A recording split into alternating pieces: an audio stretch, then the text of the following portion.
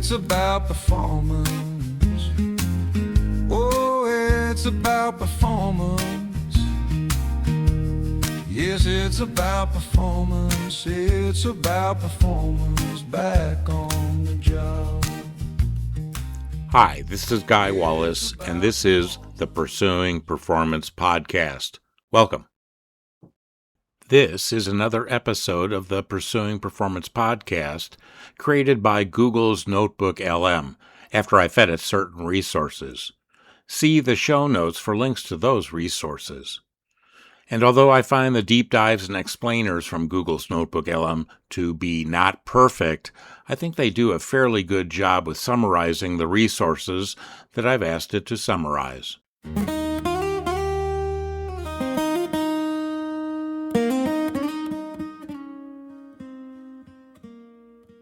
Imagine for a second, that your company has just lost a century-long monopoly literally overnight.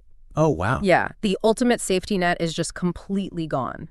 You no longer own your captive customers, and suddenly you have to survive in this cutthroat free market arena. Right, which is terrifying. Exactly. So how do you reprogram the mindset of an entire management team to keep a multi-billion-dollar ship from sinking?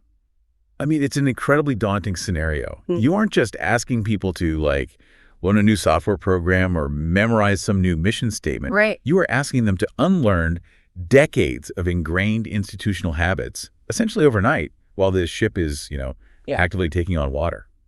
Which brings us to today's deep dive. We are opening up a time capsule from the late 1980s to figure out how a company actually survives a shock like that. We are looking at exactly how AT&T tackled this massive challenge. And we have an incredible stack of sources for this. We really do. We've got this huge stack of internal corporate artifacts spanning from 1987 to 1993. I'm talking about instructor training manuals, daily debriefing guides, performance evaluations, and my personal favorite, even a desperate handwritten poem from a completely exhausted employee. That poem really sets the tone, honestly.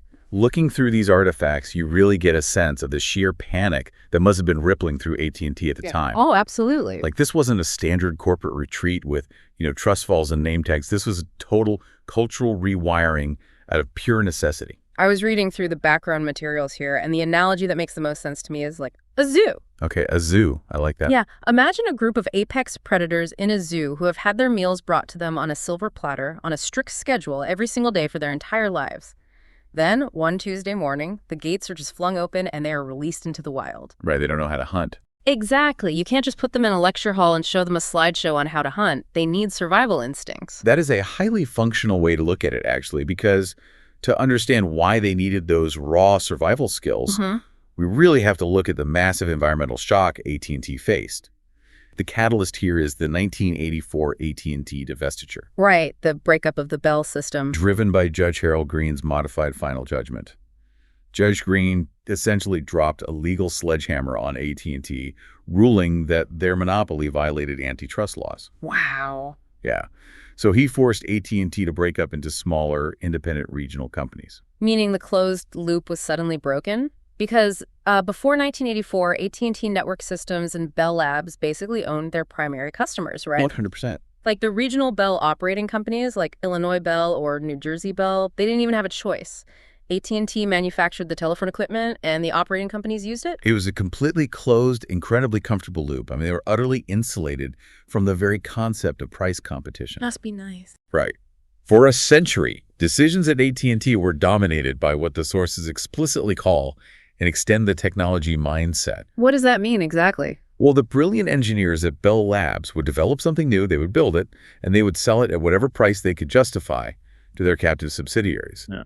The cutting-edge technology drove the business, not market demand. So if they built it, the subsidiaries just bought it. Yep. No questions asked. But post-1984, that entire ecosystem just shatters. Those regional companies are now independent. They can buy their switching equipment from Northern Telecom or, anyone else who offers a better deal. Exactly. AT&T suddenly has to figure out what customers will actually buy when the choice is entirely up to them. Which requires a massive, painful pivot. Oh, massive. They had to transition from this engineering-led, extend the technology mindset to a market-led, financial and business-driven model. They had to actually start asking, what's the market want? Yeah. And can we build it at a price that actually generates a profit? Which sounds basic to us, but for them, it was revolutionary. I was looking at the target audience for this retraining in the curriculum documents, and the scale is staggering. The numbers are wild. They had to retrain 800 product planners spread across 5 distinct business units: switching, transmission, cellular, network cabling, and operational systems. And these 800 people were responsible for managing over 500,000 individual products. 500,000 products. Yeah. The logistical weight of that is immense. Wait, I need to challenge the premise of this entire operation, though. Okay, lay it on me. If AT&T suddenly needed market-savvy business people to manage these billions of dollars in revenue, why spend fortune retraining 800 hardcore engineers? I see where you're going. Right. Why not just offer them early retirement and hire 800 MBAs from Wall Street who already know how to calculate cash flow and, fight for market share? That's a super logical question, but it fundamentally underestimates the complexity of telecommunications. How so? Well, you can teach an engineer how to read a balance sheet much faster than you can teach a newly minted MBA the deep, intricate physics of a cellular transmission network. Or the architecture of a central office switch. Exactly. Those 800 planners held irreplaceable technical knowledge about those 500,000 products. Yeah. AT&T couldn't afford to lose the technical expertise. They just needed to aggressively install business software into those engineers' brains. So how do you actually do that? Because as we established with the zoo analogy, you can't teach instincts through a textbook. You simulate reality. You build an environment where they have to feel the financial and interpersonal consequences of their decisions in real time. Which brings us to the core of our sources today, the NS 1251 Product Management Process Training course. Designed by 2 consultants, Guy W. Wallace and Nick Bridges. Yeah, and looking at this 8-day schedule, it is heavily weighted towards simulation. It's like 3 days of lectures and then 5 solid days of intense, practically nonstop simulation. It really makes me think about flight simulators for commercial pilots. Oh, that's a good comparison. You don't want a pilot learning how to handle a dual engine failure by reading a manual while the plane is actively going down. Definitely not. A financial flight simulator is the perfect way to frame it. The designers recognized that traditional lectures would just bounce right off these engineers. Right, they just tune it out. Yeah. So to rewire their brains, they created this highly stressful, intricate, physical simulation. And the centerpiece wasn't some early 1980s computer program. No, it was so much better. It was a physical board game, a literal 5-sided game board. I find this fascinating because each side of the board represented one of the 5 product lifecycle phases they needed to master. You have concept, justification, realization, growth and maturity, and finally, decline and discontinuance. And the setup was incredibly specific, right? Very. A class of 20 participants is split into 2 10-person teams named Alpha and Omega.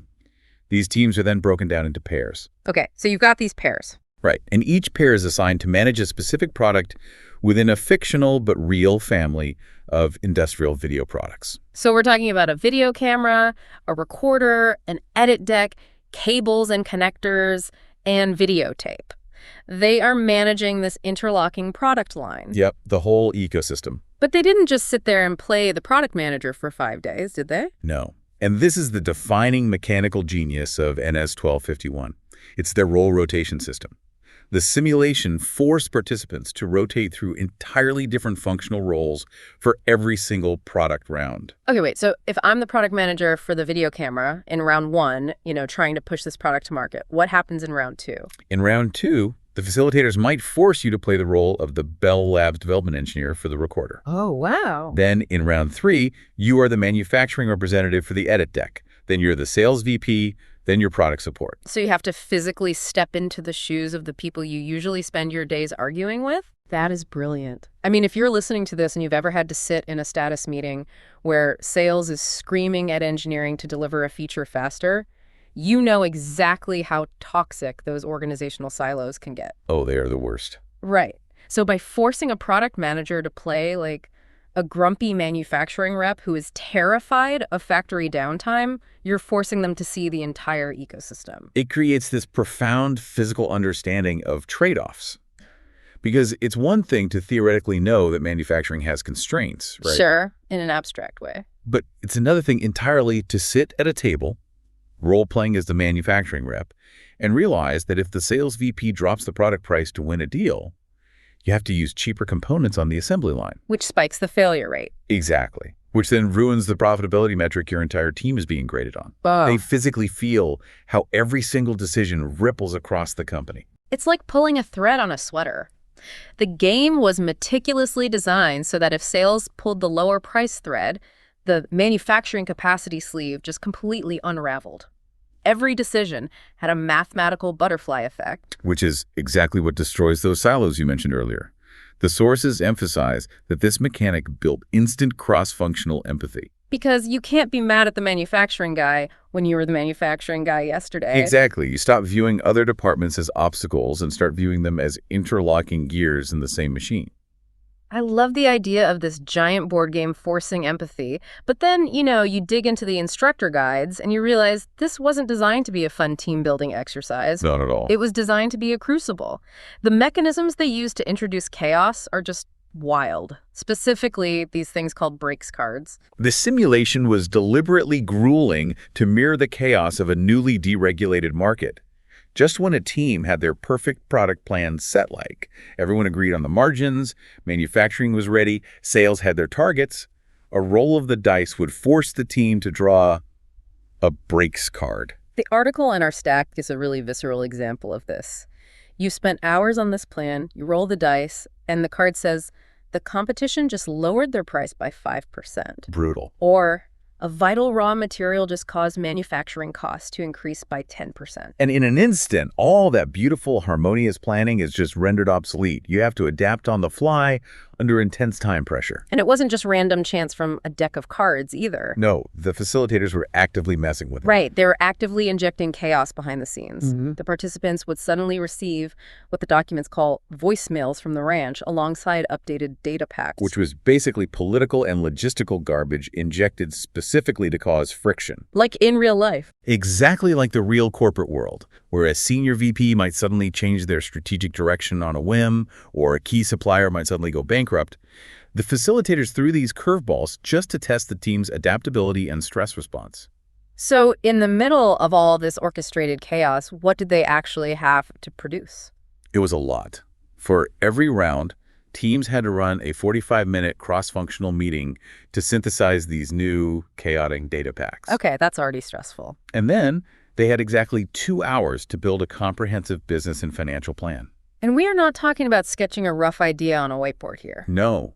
They had to calculate complex financial metrics from scratch. They were required to calculate ORO. Right, operating return on assets. Basically, a metric proving how efficiently you were using the company's equipment and capital to generate actual profit. And they also had to calculate CDCF, cumulative discounted cash flow, which, if I understand it right, is about the time value of money, right? Like taking into account exactly how long it takes to recoup your massive initial investments. You've got it. Doing that on paper in 1987, while someone from sales is yelling at you about a competitor's price drop. I mean, that sounds like an absolute nightmare. It was incredibly demanding. They had to produce a full income statement and a balance sheet for their product, ensuring that every strategic pivot they made in response to a breaks card mathematically translated into profitability.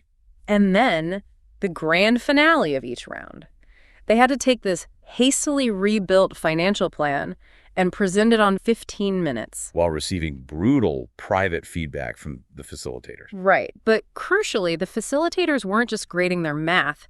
They were heavily critiquing what the manuals call chairperson behavior. Pointing out things like, how often did you give information versus seeking information from your team? Or like, did you actually test for understanding, or were you just defending your own position and attacking everyone else? Exactly. I mean, if you are already stressed out of your mind trying to calculate cumulative discounted cash flow because you just drew a terrible breaks card, having an instructor sit you down, play a VHS tape, and critique your tone of voice and interpersonal skills requires a massive amount of mental endurance. We actually see that literal physical exhaustion in the sources. There is this handwritten poem from a participant at the Hickory Ranch Conference Center that someone felt was so poignant, they kept it in the corporate archives. I love this poem. I have to read a piece of this to really capture the vibe in that room. Please do. It's a vital piece of the historical record. Okay, it says, 8 days is long enough to spend our time on this stuff. We worked on the cases and the plan, but after a while, it got out of hand. The exhaustion is palpable. Right. It goes on. Each and every day, it seems someone had to have his way, but we all got going and did our best. Now, please, slave drivers, give us rest. The phrase slave drivers really tells you exactly how much pressure the facilitators were applying. There's other trainee feedback here, too. One person wrote it, left them feeling a bit drained, and noted, if you are going to simulate our jobs, you can't help but make it very difficult. Which is a very fair point. Yeah, and another participant outright complained there was too much emphasis on the financials. So I really have to ask, did the designers go too far? Like, at what point does a 12-hour-a-day financial flight simulator stop being educational and start just being traumatic? It's a critical question regarding instructional design, honestly. But the stress was entirely the point. How so? Well, you have to remember the stakes of the 1984 divestiture. These people were going back to manage multi-billion-dollar product lines in a newly deregulated, completely hostile market. A single bad pricing decision could cost AT&T hundreds of millions of dollars. So it's psychological inoculation. Precisely. By exposing them to the intense pressure, the cross-departmental conflict, and the brutal financial complexity in a controlled environment, like a sandbox, they were inoculating them against the shock of real-world executive decisions. That makes sense. If an AT&T product manager was going to freeze up under pressure or, snap at a colleague, the company needed them to do it in a conference room in Illinois, not during a high-stakes negotiation in the actual marketplace. Okay, so we have this grueling 8-day corporate boot camp that feels like playing an intense tabletop strategy game while doing complex accounting and getting graded on your personality. That is a perfect summary. But did this massive investment of time, money, and employee sanity actually work for AT&T? The data suggests it was overwhelmingly successful. The proof is visible in both industry recognition and hard internal metrics. What kind of industry recognition? For context on the industry side, the design of NS-1251 was so innovative that it won the 1989 ISPI Award of Excellence for Best Instructional Product. The ISPI being the International Society for Performance Improvement. Right. So basically the Oscars of corporate training and organizational design recognize this as a masterpiece. Exactly. But awards don't keep a company afloat. Did it actually make business sense? Let's look at the ROI calculated by the evaluators. They determined a 457% return on investment for this course. Wait, 457%? Yes, and what makes that number even more credible is a specific note in the source document. What did it say? The evaluators explicitly stated they added every single peripheral cost they could possibly think of to the investment side of the equation because the return figure was so astronomically high. Oh, wow. They were essentially trying to artificially weigh down the ROI just so executive leadership would believe the numbers. That's incredible. And the performance metrics back that up, too. Supervisors rated the participants' overall understanding of their business function as improving by 34% after completing the course. Which is a huge jump. Yeah. But even more telling, the trainees themselves rated their own effectiveness improvement at an astonishing 51%. It is exceptionally rare in corporate training to see self-reported effectiveness jump by over 50% from a single intervention. Right. Oh, absolutely. It speaks to how profoundly that role rotation mechanic altered their day-to-day approach when they finally got back to their desks. We actually have a very tangible human example of this real-world application in the artifacts. There's this glowing internal memo from an AT&T product manager named Jerry Petoniak. I remember reading that memo. Yeah, shortly after the course, she was assigned to chair a highly complex project involving new superconductor technology. Which is incredibly cutting edge. Right. She specifically noted that superconductor science changes its structure on an almost overnight basis, and her project had massive, high-level executive attention. That is the exact kind of high-visibility, high-chaos environment the course was designed to prepare them for. And she wrote this memo specifically to thank the course designers. She said that without the intense practice and the videotaped critiques from the course, she wouldn't have had anywhere near the level of success she did in organizing her team. That's amazing. She explicitly called the organizational skills she learned a godsend in helping her direct others and control the mood and tempo of her group sessions. Notice what she highlights there, though. What do you mean? She didn't write a memo praising the fact that she learned how to calculate cumulative discounted cash flow faster. Oh, right. She highlighted the interpersonal skills, the ability to manage a cross-functional team under extreme stress, controlling the tempo of the room when everyone else is panicking. That's a great point. The simulation didn't just teach her finance. It taught her how to lead in a crisis. It worked so well that other major corporations actually sent people to try and steal the methodology. Yes, this is one of my absolute favorite details hidden in this source stack. In 1991, General Dynamics, which is a massive aerospace and defense contractor, completely outside the telecommunications sphere, sent a scout. A corporate spy, essentially. Basically. A guy named M.R. Hawk attended the AT&T course. His sole mission was to evaluate this specific methodology to see if General Dynamics could adapt it for their own internal program management training. And his internal trip report is right there in our sources. He highly praises the modular structure, the documentation, and the dual instructor approach. Right. He essentially recommended to his superiors that they just copy the AT&T model. It is the ultimate compliment in the corporate world. When a giant in a completely unrelated, highly complex industry like aerospace defense recognizes the brilliance of your internal training and wants to replicate your sandbox, you know you've built something truly exceptional. So what is the ultimate takeaway here? If you were listening to this right now, whether you lead a massive team or you're just trying to navigate a major shift in your own specific industry, look at the mechanics of what AT&T did here. Yeah, it's a masterclass. When faced with an existential threat, they didn't just distribute a new policy manual or make their engineers sit through a series of passive video lectures. They built a sandbox where their people could fail safely. They made the learning deeply, uncomfortably experiential. Because in a modern world defined by absolute information overload, where anyone can look up a strategic framework or a financial formula on their phone in like 3 seconds, passive knowledge just isn't a competitive advantage anymore. It's all about application. Exactly. Knowledge is only truly valuable when it is deeply understood and practically applied under pressure. NS 1251 proves that the fastest, most effective way to master a complex system isn't to read about it, but to live it from every single angle. You build real cross-functional empathy by physically sitting in the other person's chair and feeling the weight of their constraints. We are out of time, but thank you so much for joining us on this deep dive into what is arguably a forgotten but absolutely brilliant masterpiece of corporate training and organizational psychology. It was a pleasure. Before we go, I want to leave you with a final thought to mull over as you go about your day.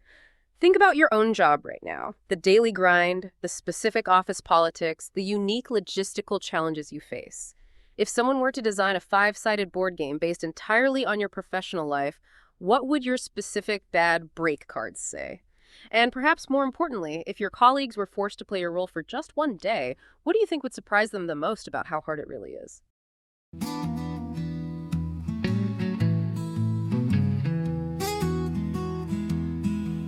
It's about performance. Oh, it's about performance. Yes, it's about performance. It's about performance back on the job. It's about performance.